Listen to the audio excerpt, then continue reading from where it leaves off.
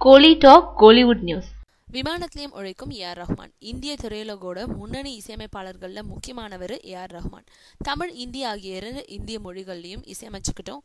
சில ஹாலிவுட் படங்களுக்கும் இசையமைச்சிட்டு இருக்காரு. தமிழ்ல மணிரத்னம் இயக்கும் ஓகே கண்மணி, இந்தியில சாத் ஹிந்துஸ்தானி, தமாஷா, மொஹஞ்சதாரோ ஆகிய படங்களுக்கும், ஆங்கிலத்துல பீலே, அராபியா ஆங்கில மொழியில தயாராகும் முகமது ஆகிய படங்களுக்கும் இசையமைக்கிறாரு.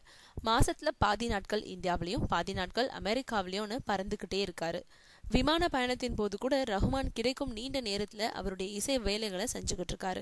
ஒரு லேப்டாப், குட்டி ஆடியோ மிக்சர், ஹெட்போன்னு சின்ன சின்ன வசதிகளோட அவர் தன்னோட வேலையை செஞ்சுக்கிட்டு இருக்கிறது ஆச்சரியமா இருக்கு.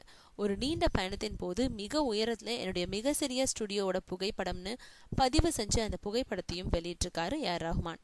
ஆஸ்கர் நாயகன் ஏஆர் ரஹ்மான் மீண்டும் ஆஸ்கர் விருதுக்கான போட்டியில இருக்காருன்றது குறிப்பிடத்தக்கது.